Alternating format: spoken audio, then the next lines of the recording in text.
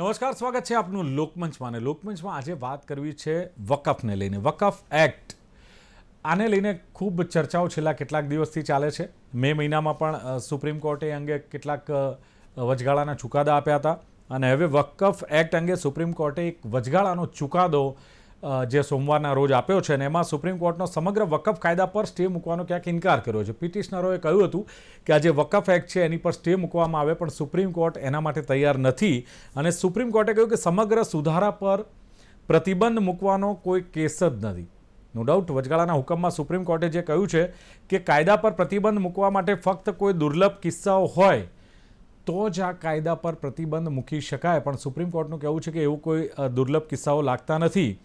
પણ જે વચગાળાના ચુકાદામાં જે વાત કરી છે એમાં ખાસ તો એમણે બોર્ડમાં વધુમાં વધુ 3 બિન મુસ્લિમ સભ્યો રહી શકશે, એક આ વાતનો ઉલ્લેખ કર્યો છે. સાથે જ 5 વર્ષથી ઇસ્લામનું જે પાલન કરવાની શરત હતી, જો બોર્ડના મેમ્બર થવું હોય તો એની પર ક્યાંક સુપ્રીમે હાલ પૂરતી તો રોક લગાવી છે અને નવા જે સ્ટેટને કહ્યું છે કે નવા આના નિયમો કે કાયદા બનશે ત્યાં સુધી આની પર રોક રહેશે. સવાલ એ છે કે કઈ રીતે નક્કી થઈ શકે કે 5 વર્ષથી XYZ વ્યક્તિ ઇસ્લામ ધર્મનું પાલન કરે છે કે કેમ, અને સરકાર નિયમો ન બનાવે ત્યાં સુધી આ 5 વર્ષની શરત છે એ સુપ્રીમ કોર્ટે ક્યાંક નકારી દીધી છે. અને સાથે જ કોઈ પણ મિલકત વકફ છે કે કેમ એ કલેક્ટર કે અધિકારીને હક હતો કે આ વકફની મિલકત છે કે નહીં, એ અબાધ અધિકાર જે કલેક્ટર કે અધિકારીઓ પાસે હતો એ પણ હવે કલેક્ટર કે અધિકારી નક્કી નહીં કરી શકે કે આ મિલકત વકફની છે કે કેમ. બીજું કે મિલકતના અધિકારો નક્કી કરવાનો હક ફક્ત ટ્રિબ્યુનલ પાસે જ રહેશે, આવો ઉલ્લેખ પણ સુપ્રીમ કોર્ટે કર્યો છે. અને સુપ્રીમ કોર્ટે કહ્યું છે કે શક્ય હોય ત્યાં સુધી મુખ્ય કાર્યકારી અધિકારી મુસ્લિમ હોવા જોઈએ, શક્ય હોય ત્યાં સુધી. ફરજિયાત સુપ્રીમ કોર્ટે મારી સમજ પૂરતી હું કહું છું કે ફરજિયાત નથી કહ્યું. અને વકફ મિલકતોની ફરજિયાત નોંધણી પર પ્રતિબંધ મૂકવાનો પણ સુપ્રીમે ઇનકાર કર્યો છે. હવે આ જે ચુકાદો છે, આ જે વચગાળાનો હુકમ છે સુપ્રીમ કોર્ટનો, એ શું કહેવા માંગે છે, અથવા તો આને લઈને જે લોકોએ પિટિશન કરી હતી, પિટિશન કરનાર લોકોને આ ચુકાદાને લઈને શું કહેવું છે, હજુ પણ એમની શું માંગ છે, જે કોઈ માંગ હતી એમાં કેટલી સંતોષાઈ છે, અને સુપ્રીમે જે વચગાળાનો હુકમ આપ્યો છે એને લઈને એમનું શું કહેવું છે. અને બીજું કે આ ચુકાદો છે એ કેટલાક જે મુસ્લિમ સમુદાય છે, મુસ્લિમ સમુદાય માટે રાહતનો ચુકાદો છે કે આંચકારૂપ છે. આ સમગ્ર મુદ્દે ચર્ચા કરવી છે અને ચર્ચા કરવા માટે પેનલમાં 2 ગેસ્ટને મેં આમંત્રિત કર્યા છે. એક તો વકફ ટ્રિબ્યુનલ ગુજરાત રાજ્યના ફોર્મર મેમ્બર એવા સૂફી અનવર હુસૈન શેખ મારી સાથે છે. અનવર હુસૈન શેખ, સ્વાગત છે આપનું લોકમંચમાં. Thank you. અને સાથે જ જેમણે આ પિટિશન કરી હતી આ વકફ એક્ટ સામે, એવા પિટિશનર મુજાહિદ નફીસ મારી સાથે છે. મુજાહિદ નફીસજી, આપનું પણ સ્વાગત છે લોકમંચમાં.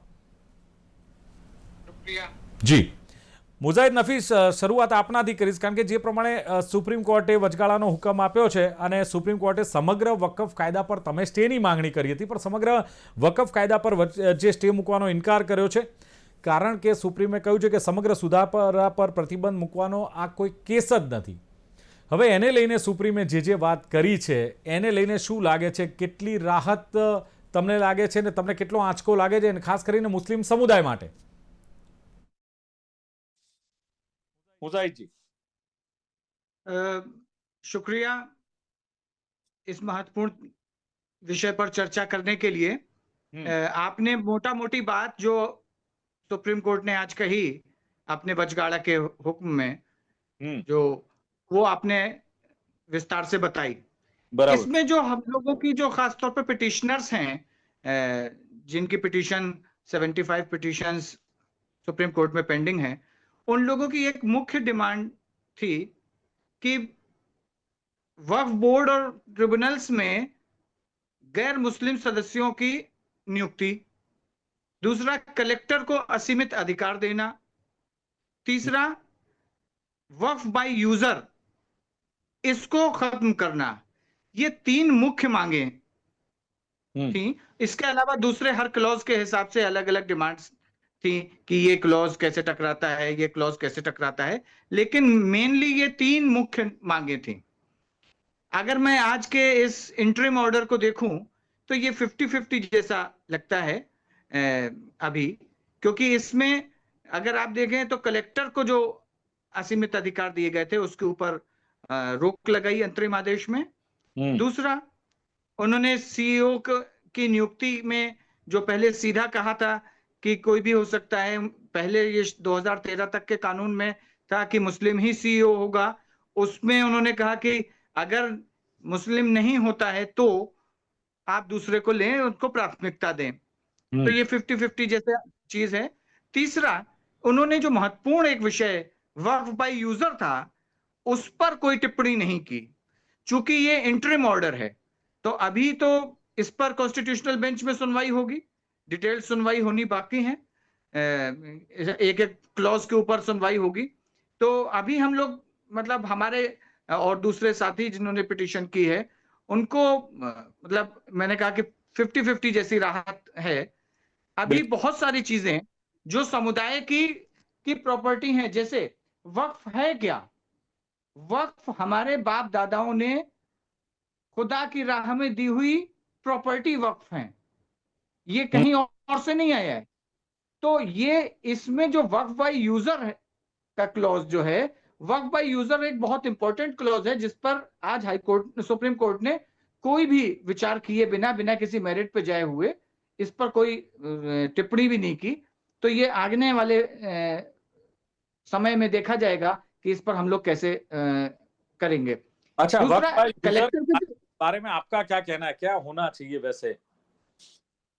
वक्फ बाय यूजर जो हमारा 2013 में क्लॉज था, वो वक्फ की प्रॉपर्टीज को संरक्षित करने के लिए, उनको प्रिजर्व करने के लिए एक बहुत इंपॉर्टेंट क्लॉज था। उस क्लॉज को बरकरार रहना चाहिए, ये हमारी डिमांड इसमें रही है। हमारे जैसे दूसरे लोगों की भी डिमांड इसमें है कि ये जो मतलब नया एक्ट है, उससे वक्फ की जो प्रॉपर्टी है वो सेफ नहीं रहेगी, ऐसा मानना है आपका? जी, अगर वक्फ बाय जो ये क्लॉज को कर दिया जाए, तो बहुत सारे ऐसी प्रॉपर्टी जो जब कागज का भी इजाद नहीं हुआ था, उस जमाने के में अगर किसी ने मस्जिद के लिए, कब्रिस्तान के लिए दी है, उसके लिए आप रजिस्ट्रेशन प्रोसेस में कैसे उसके कागज प्रस्तुत करेंगे, कैसे लाएंगे? ओके। तो अब वो मस्जिद तो उस टाइम की है, वो कब्रिस्तान उस टाइम का है जब कागज ही नहीं बना था, तब कैसे लाएंगे? तो ये बहुत ही कॉम्प्लेक्स मैटर है, जिसको लेके अभी इस पर सुप्रीम कोर्ट ने कोई अपनी टिप्पणी नहीं दी। इसलिए हम लोग अभी इसको और पढ़ने के बाद इस पर आगे जब कॉन्स्टिट्यूशनल बेंच में जाएगा, तो हम लोग अपने वकील के माध्यम से इसमें और बहस करेंगे। ચલો, બિલકુલ. સુફી અનવર હુસૈન શેખ જે પ્રમાણે વાત કરી કે જો બાપદાદાની પ્રોપર્ટી હોય અથવા વર્ષો પહેલા કદાચ એ પ્રોપર્ટી વક્ફમાં આપેલી છે, તો એમનું કેવું છે એના કોઈ ડોક્યુમેન્ટેશન હોય નહીં. હવે તમે રજીસ્ટર કરવાની વાત કરો છો, તો એ કાગળિયા, એ ડોક્યુમેન્ટેશન ક્યાંથી લાવે, આ સવાલ એક અહેમ થઈ જાય છે. તો પછી એ પ્રોપર્ટીનું શું સરકાર હસ્તક થઈ જશે પ્રોપર્ટી? આ એક ડર એક સમુદાયને રહેતો હોય છે. ના, જે મુજાહિદભાઈ જે વાત કરી રહ્યા છે એ પાયામાંથી જ ખોટી છે. એનું કારણ એ છે કે જ્યારે સૌથી પહેલા, જ્યારે ભારતમાં આઝાદી પહેલા, જ્યારે અંગ્રેજો જ્યારે હતા, ત્યારે 1923માં કાયદો આવ્યો હતો. તો 1923ના કાયદામાં પણ આ જોગવાઈ, રજીસ્ટ્રેશનની જોગવાઈ હતી એ વખતે પણ, કે ભાઈ તમારી જેટલી પણ પ્રોપર્ટીઝ જે છે એ વકફ બાય યુઝર્સ હોય કે વકફની પોતાની સંપત્તિ હોય, એ તમામ સંપત્તિઓ રજીસ્ટર કરી દેવાની. એટલે એ સંપત્તિઓ રજીસ્ટર, અનરજીસ્ટર્ડ ટ્રસ્ટ હોય કે રજીસ્ટર્ડ ટ્રસ્ટ હોય, પણ સંપત્તિઓ જે છે, જે પ્રોપર્ટીઝ છે, એ રજીસ્ટર કરવાનો જે સૌથી પહેલો જે કાયદો જે છે 1923માં આવ્યો હતો. અને સુપ્રીમ કોર્ટમાં એના ઉપર ખૂબ જ લેન્ધી આર્ગ્યુમેન્ટ થઈ હતી. અને આ બાબતને લઈને સુપ્રીમ કોર્ટે 1923થી લઈને 1995 સુધીના તમામ જેટલી પણ જે જોગવાઈઓ હતી, તમામની અંદર એ માન્યું છે, પોતે સ્વીકાર્યું છે કે આ કાયદાની ઉણપનો લાભ બીજા કોઈને ન મળવો જોઈએ. કારણ કે 1923માં પણ આ જ જોગવાઈ હતી. એટલે રજીસ્ટ્રેશનની જોગવાઈ તો બહુ સ્પષ્ટ છે કે ભાઈ રજીસ્ટર તો હોવી જ જોઈએ. આજે કોઈ પણ, આજે આપણે જ્યારે 7/12માં પણ જ્યારે નામ નોંધાવવા જઈએ છીએ, ત્યારે આપણે કોઈ પણ મિલકતમાં, આપણે સિટી સર્વેમાં કે પ્રોપર્ટી કાર્ડમાં કે આપણે નામ નોંધાવવા, પોતાની મિલકતનું પણ જ્યારે નામ નોંધાવવા જતા હોઈએ છીએ, ત્યારે આ તો અલ્લાહના નામે વકફ થયેલી મિલકતો છે. એ વકફની સાર સંભાળ તમે કેટલી રાખી? તો પ્રશ્ન એ થાય છે, ને પ્રશ્ન એ થાય છે કે આનો મતલબ એ છે કે મિસ એપ્રોપ્રિએશન ખૂબ મોટા પ્રમાણમાં થયું છે. આજે જ્યારે કાગળ નથી, તો 1923માં તો હતા. એના પછી ભારત જ્યારે આઝાદ થયું ત્યારે 1960માં પ્રમોલિગેશન આવ્યું. તો પ્રમોલિગેશનના ટાઈમે પણ 1900 જે તે વખતની જે કાયદાઓ હતા એ મુગલ સામ્રાજ્ય વખતના કાયદા હતા. આજે પણ એની સનદો મોજૂદ છે. ઘણી જગ્યાએ મારા કાર્યકાળમાં મેં ઘણી જગ્યાએ જોયું છે કે જે મિલકતો આપેલી છે રાજા બાદશાહો, જે તે નવાબોએ જે તે વખતની સંપત્તિઓ જે આપેલી છે વકફના નામે, એની સનદો પણ મોજૂદ છે. તો એ વસ્તુ, આ વસ્તુ તો તથ્ય જ ખોટું છે કે ભાઈ એ જે રજીસ્ટ્રેશન ન થઈ શકે અથવા વકફભાઈ યુઝર છે ક્યાં જશે. મૂળ વસ્તુ અનવરભાઈ મને એ સમજાવો કે આપણે જે પ્રમાણે 7/12 ઉતારાની વાત કરી, તો એમાં તો પછી કાં તો પેઢીનામું હોય છે, કાં તો પછી પ્રોપર્ટી કાર્ડ હોય છે, કે કંઈ પણ આપણે એનું રજૂઆત કરતા હોઈએ છીએ અથવા ડોક્યુમેન્ટેશન મૂકતા હોઈએ. હવે જે પ્રમાણે વાત કરી મુજાહિદ નફીસે કે જો ડોક્યુમેન્ટ્સ જ ના હોય, કોઈ પેપર્સ જ ના હોય, તો એનું રજીસ્ટ્રેશન કેવી રીતે થશે? તો એ મિલકતનું શું થશે? 1923 તો હતા ને, ત્યારે ક્યાં ભારત સરકાર હતી? અચ્છા, એટલે 1923 ત્યારે તો હતા ને. હોય તો હે ક્યાંક મિસપ્લેસ થઈ ગયા હોય અથવા ડોક્યુમેન્ટ્સ ના, મિસપ્લેસ થવાની કોઈ શક્યતા જ નથી. જ્યારે આજે 100 વર્ષ પછી પણ સનદો મોજૂદ છે. આજે 2025માં હું તમને કેટલીક સનદો બતાવી શકું છું. રાજા મહારાજાઓએ જે ભેટ આપેલી, દાનમાં આપેલી જે જમીનો જે છે, એ જમીનોને આજે પણ સનદ, એ લોકોએ બાકાયદા સનદ આપેલી છે. અને એ સનદો જે છે એ સનદો આજે પણ મોજૂદ છે. એટલે આ જે વકફભાઈ યુઝર્સની જે વાત જે થાય છે ને, એ માત્ર એક દેખાવ છે કે વકફભાઈ યુઝર છે. કારણ કે એમાં ઘણી જગ્યાએ એવું થયું છે કે સરકારી જમીનો, આજે માની લો કે કલેક્ટરે કોઈ હેતુ માટે કે કબ્રસ્તાન માટે સરકારની મર્યાદા છે કે ભાઈ 2 એકરની મર્યાદામાં તમને કબ્રસ્તાન આપવાનું, પણ એ કબ્રસ્તાન જે છે સરકારી હેડે તમને કોતર જ દેખાતું હોય. એ કોતરમાં તમે જઈને દફન વિધિ કરતા હોય, ડઝન્ટ મીન કે એટલે એને વકફભાઈ યુઝર તરીકે ગણે છે, પણ પર્પઝ જે છે, એ હેતુ જે છે કબ્રસ્તાનમાં મરદા દાટવાનું હોય છે. દરેક ગામમાં આ પરિસ્થિતિ હોય છે. કોઈ પણ જગ્યાએ આ કોતરની જમીન હોય છે કે ખસરાની જમીન, ખરાબાની જમીન હોય છે. એ જમીનો સરકારે એક હેતુ માટે આપેલી જમીન છે. એ હેતુને આ વકફની અંદર કન્વર્ટ કરીને, વકફની અંદર નોંધાવીને વકફની માલિકીની બનાવવાનો જે આ બહુ મોટો જે ખેલ ચાલી રહ્યો છે, એના ઉપર આ વાંધો છે. મુજાહિદ નફીસ જે વાત કરી ને કે માની લો સરકારે કોઈ ચોક્કસ સમુદાય માટે આપ્યું અને ચોક્કસ હેતુ માટે આપ્યું અને પછી એને વકફની મિલકત ગણાવવી પડે, તો પછી એની સામે આ જે કાયદો છે અથવા જે ચુકાદો છે એના માટે છે? नहीं, अनवर भाई ये इस बात को गलत तरीके से पेश कर रहे हैं. मैंने कहा कि जो 700 साल पहले की अगर प्रॉपर्टी है, ये वो 1923 से की बात बता रहे हैं. ऐसा नहीं है. आज गुजरात में कितनी हजार प्रॉपर्टीज हैं और रजिस्ट्रेशन सिर्फ 15-16 हजार के आसपास. તો એ ભૂલ કોની છે ભાઈ? એ હું એ પૂછવા માંગુ છું, એ ભૂલ કોની છે? नहीं, अभी भूल की बात नहीं है. वामसी पे जो रजिस्ट्रेशन हुआ वो 15-16 हजार. मैं कह रहा हूं कि बहुत सारी चीजें जिस तरह का अभी रजिस्ट्रेशन का प्रोसेस शुरू किया सरकार ने, आप उस प्रोसेस में बताइए कि अगर आप देखें तो भारत में 2 ऐसी मस्जिदें हैं जिनका जो सजदा करने की जगह है वो किबले की तरफ नहीं है. एक केरल में है और दूसरी घोघा में है. अब आप समझिए कि इस्लाम यहां पर कितना पुराना धर्म है. घोघा में जो मस्जिद है दरिया के किनारे, उसका मुंह तो दूसरी तरफ है. अब अगर आप उसको री रजिस्टर करने की बात करिए तो ये तो 1400 साल, मतलब अब 1500 साल, मतलब 1500 के आसपास.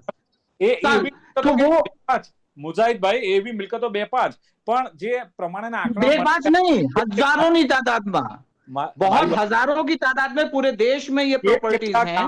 મુજાહિદ ભાઈ કેટલા ગામડાઓ વકફ દ્વારા હડપ કરવામાં આવ્યા છે? ખાનગી મિલકતો પણ 2023 વકફ एक बताइए आप करें वकफ द्वारा हड़प કરવામાં આવે. એમની 2013 વકફની મિલકતોમાં 20 લાખ એકરથી વધુનો વધારો થયો છે. આ કેવી રીતે વધારો થયો? आप बताइए, एक उदाहरण बताइए गुजरात का. वक्फ बोर्ड क्या है, वक्फ क्या है, इसको समझना बहुत जरूरी है. वक्फ तो वहां की कमेटी है, वक्फ बोर्ड कैसे हड़प कर लेगा? कौन हड़प कर लेगा? नहीं, वकफ एक दलील થઈ ને, સરકારની દલીલ છે કે એક ઇસ્લામિક ખ્યાલ છે, પરંતુ એ ધર્મનો આવશ્યક ભાગ. गलत गुमराह कर रही है सरकार. पूरी तौर पर देश को गुमराह कर रही है वक्फ के नाम पर. वक्फ के नाम पर सरकार गुमराह करने की कोशिश कर रही है. वक्फ ऐसा बताया जाए वक्फ बोर्ड हड़प कर लेगा. आप मैं उत्तर प्रदेश में हजारों प्रॉपर्टी दिखा दूं आपको जो वक्फ की जमीन पर सरकारी कब्जे हैं, गवर्नमेंट के बंगले बने हुए हैं, सर्किट हाउस बने हुए हैं। चलो ओके ओके वक्फ की प्रॉपर्टी। अनवर भाई आप लखनऊ में जाइए, आप लखनऊ में जाइए, तमाम सरकारी ऑफिसेज वक्फ की प्रॉपर्टी पे बने हुए हैं। अच्छा, मतलब जो भी वक्फ को कैसे हड़प कौन कर लेगा? मुजाहिद भाई, जो भी प्रॉपर्टी फिलहाल वक्त की है वो सभी मतलब लीगल है, आपका ऐसा कहना है? चाहे तो वक्फ की तो लीगल ही है, हमारे बाप दादाओं ने दी है, हमको कहीं से नहीं मिली है। वक्फ कौन कर सकता है? हमारे बाप दादाओं ने दी है। મુજાહિદ ભાઈ મેં થોડો કરેક્શન ફેક્ચ્યુઅલ કરેક્શન કરવાની જરૂર છે. બોલો સુફીભાઈ, કરેક્શન કરો. એમનું કહેવું છે કે બાપ દાદાઓએ જમીનો આપેલી છે અને અમે એમને હજુ ખરેખર કાયદાનો વિષય આ જે છે એ ખરેખર કેટલો ઊંડા છે મને ખબર નથી, અને એમની જાણકારી કેટલી ઊંડી છે ખબર નથી. હું જ્યારે આ વસ્તુ જ્યારે કહી રહ્યો છું ત્યારે ફેક્ચ્યુઅલ ડેટા સાથે કહી રહ્યો છું કે જ્યારે જે એ વાત કરી રહ્યા છે કે મારા બાપ દાદા આપેલી છે, ત્યારે 1995ના જે કાયદાની અંદર જે છે એ વકફ મિલકતો વેચવાનો પણ પ્રોવિઝન હતો, જોગવાઈઓ હતી, એ એમને ખબર છે. એના કારણે હજારો લાખોની સંખ્યામાં વકફની સંપત્તિ, કરોડો રૂપિયાની સંપત્તિઓ વેચાઈ ગઈ. ત્યાંના જે મુતવલ્લીઓ, જ્યારે મારા બાપ દાદાની જમીન જે છે મેં માની લો કે દાન કરી, તો કોઈ મુતવલ્લી, ત્રાહિત મુતવલ્લીને કે એના ટ્રસ્ટીને કેવો હક પહોંચે કે મારા બાપ દાદા આપેલી દાનમાં આપેલી જમીન વેચી નાખે? એ તો તો ઈશ્વરના નામે દાન કરેલી છે. તો મુતવલ્લીઓ જે બની બેઠા છે, જે ટ્રસ્ટીઓ બની બેઠા છે, એ લોકો કેવી રીતે મારી સંપત્તિ દાનમાં આપેલી વેચી શકે? 1995 થી 2013ની અંદર કરોડો રૂપિયાની, અબજો રૂપિયાની પ્રોપર્ટી વેચાઈ ગઈ. 2013માં જ્યારે સંશોધન થયું, એ સંશોધનની અંદર આ જમીનની વેચાણ ઉપર પરમિશન, જે વેચાણ મંજૂરી હતી એના ઉપર પ્રતિબંધ મૂકવામાં આવ્યો. પછી તો આજ તો દુરુપયોગ થતો હતો. આ દુરુપયોગના કારણે તો આજે જે મિલકતો ગણાવી રહ્યા છે કે આ બિલ્ડિંગ થઈ ગઈ, બંગલા થઈ ગયા. આજે ઘણા લોકો મને એવું કહે છે કે ભાઈ પેલા અંબાણી સાહેબ, અદાણી સાહેબ, જે અંબાણી જે છે એમનો બંગલો એન્ટેલિયા છે એ પણ વકફ નહીં. અરે ભાઈ, પણ જયારે વેચ્યો હશે ત્યારે ખરીદ્યો ને. 1995 થી 2013 સુધી જયારે મિલકતો વેચાણ થતી હતી, મારી પાસે એવા હજારો, આજની તારીખમાં કાગળો પડ્યા છે કે એવી ગુજરાતની અંદરથી હજારો રૂપિયાની, હજારો સંપત્તિઓ વેચાઈ ગઈ છે, જે આજના મૂલ્યની અંદર કરોડો, અબજો રૂપિયાનું મૂલ્ય થાય છે. તો એવી સંપત્તિઓ વેચાઈ છે, એના પ્રોટેક્શન માટે શું કર્યું? 2013માં જયારે કાયદો આવ્યો, એ કાયદાની જોગવાઈની અંદર જ પ્રતિબંધ આવ્યો. ત્યાર પછી કોઈ વેચાણ, હજી પણ વેચાણ ચાલુ છે. લીઝના નામે, લાંબા લીઝના નામે ઉપલકની રકમો જે લેવાની ચાલુ છે. અમારી પાસે આખો ડેટા છે. અત્યારે શોર્ટ ટાઈમની અંદર હું બતાવી નથી શકતો, પણ ડેટા લઈને બેઠો છું. મેં આખી બુક લખી છે આની ઉપર કાયદાની, અને કાયદાના નિયમો જે ગુજરાતના છે એ અમે ઘડ્યા છે. કાયદાનો વિદ્યાર્થી રહી ચૂક્યો છું, અને વકફ ટ્રિબ્યુનલની અંદર મેમ્બર સદસ્ય તરીકે એવા ઘણા જજમેન્ટો છે જે મેં પાસ કર્યા છે. અને જજમેન્ટોની અંદર વકફ બોર્ડ દ્વારા જે મિલકતો હડપ કરી લેવામાં આવતી હતી, એમાં સ્પષ્ટ રીતે એવું હતું કે ભાઈ સુરતની મહાનગરપાલિકાની જે મિલકત હતી એ પણ કોઈ પણ જાતની પ્રક્રિયા કર્યા વગર આ વકફ બોર્ડે વકફ મિલકત ઘોષિત કરી દીધેલી.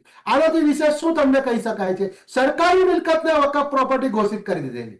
તો આવા ફેક્ચ્યુઅલ અમારી પાસે તો ડેટા છે. અનવરભાઈ એક મિનિટ, મુજાહિદભાઈ વિચાર કરો, સરકારી મિલકતને વકફ જાહેર કરવી, આ તો સરકારી મિલકતને વકફ જાહેર કરી વેચવા, એ સિવાય શું તમે એમ કહો છો કે કોઈ મિલકત વેચાઈ જ નથી વકફની? આપ એવું માનો છો? दूसरी ट्रैक पे हो गई बात। यह है कि वक्फ की प्रॉपर्टी बेचने का मसला नहीं, कि वक्फ की प्रॉपर्टी हड़प करने का जो बात थी कि वक्फ की प्रॉपर्टी कहीं भी कर दे रहे हैं। पहली चीज, बेचना एक दूसरा इंटरनल प्रोसेस का मसला है। मसला यह है कि वक्फ प्रॉपर्टीज जो हैं वो क्या हैं? वो हमारे बाप दादा की हैं, पहली चीज। ठीक, बेची जा रही हैं, ये प्रक्रियागत खामी की बात है, आप समझ लीजिए पहली बात। या लीज, पहली बात तो बेचने की छूट थी। और मुझे ये बताते हुए कि जब से सरकार है, आपके वक्फ बोर्ड है, आपके वक्फ बोर्ड के अध्यक्ष रहे हैं, भारतीय जनता पार्टी के सदस्य रहे हैं, उन लोगों ने बेची, उनके ऊपर केस चल रहा है।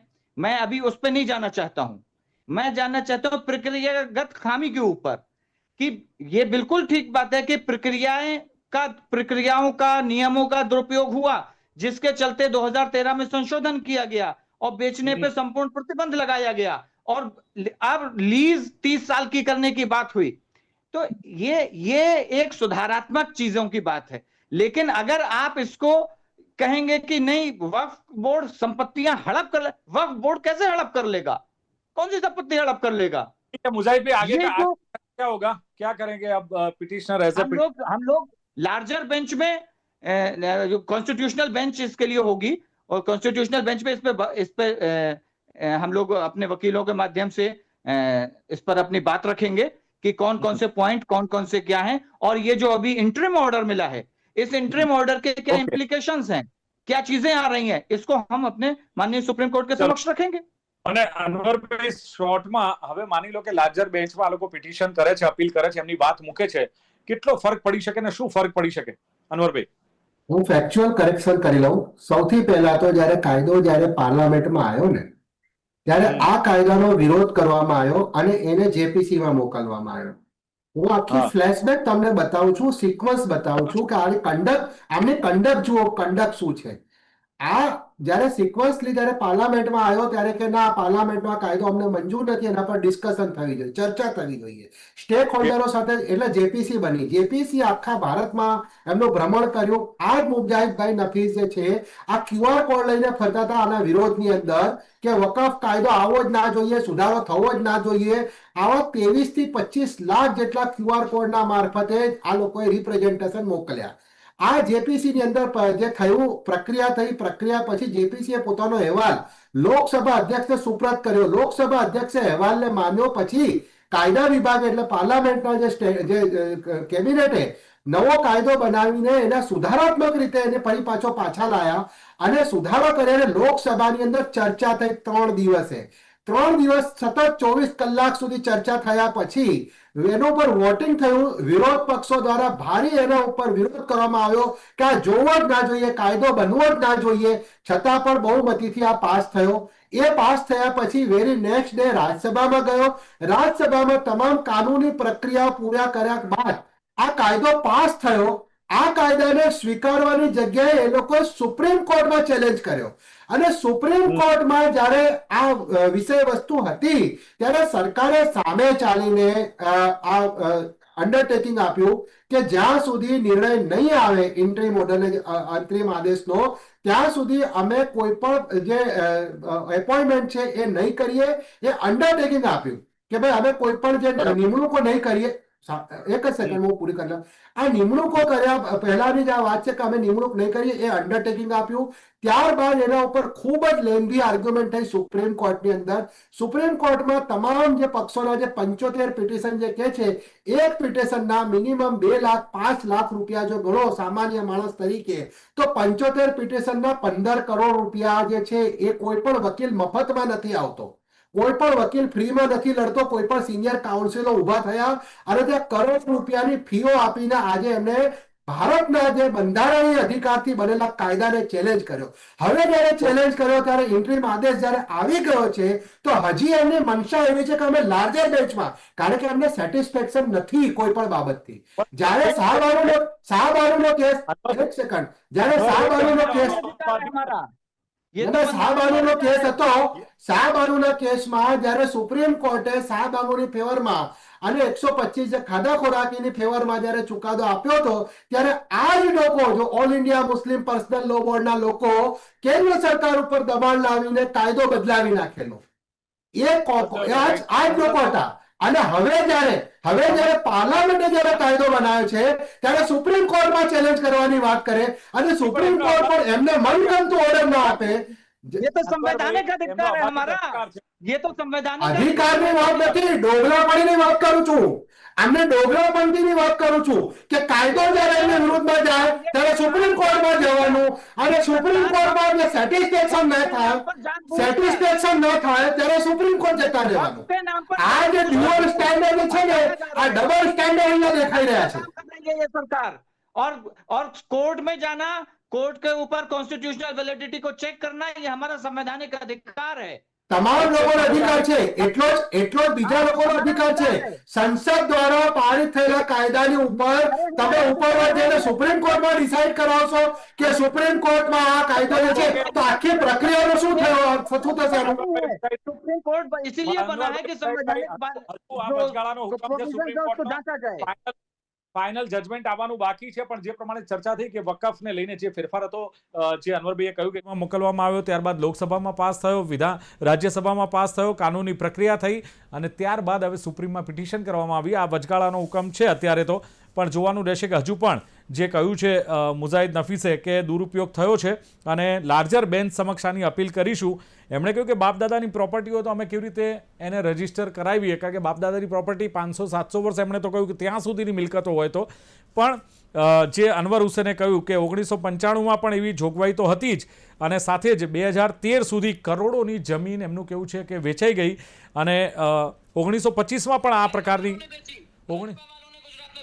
1923માં પણ આ જોગવાઈ તો ઓલરેડી રજીસ્ટર કરવાની જોગવાઈ તો 1923માં પણ હતી એવું પણ માનવું છે. આ વચગાળાનો હુકમ છે. જોવાનું રહેશે કે હજુ પણ સુપ્રીમ આ અંગે કયા પ્રકારનું આ પિટિશન થાય તો એ પ્રમાણે કયા પ્રકારનું હજુ આગળ કાર્યવાહી થશે, કાનૂની પ્રક્રિયા થશે, અને આમાં બધાને સેટિસ્ફેક્શન થાય. લોકશાહી દેશ છે, તમામનો અધિકાર છે ન્યાય મેળવવાનો કે કાયદાકીય પ્રક્રિયા કરવાનો, એ પ્રમાણે આગળ વધશે. ચર્ચાનું સમાપન કરીએ છીએ. સૂફી અનવર હુસેન શેખ અને મુજાહિદ નફીસ બંને જોડાયા. ખૂબ ખૂબ આભાર. Thank you very much. Thank you. તો દર્શક મિત્રો, લોકમંચ કાર્યક્રમમાં હતી આજની ચર્ચા. ખાસ તો સુપ્રીમના ચુકાદાથી વકફ બોર્ડની જે સત્તાઓ હતી એને લઈને શું અસરો થઈ એની, એટલે વકફ એક્ટ, સુપ્રીમ કોર્ટનો આ મહત્વનો વચગાળાનો આદેશની ચર્ચા. ફરી મળીશું નવી ચર્ચા સાથે. જોતા રહો ગુજરાત ન્યૂઝ.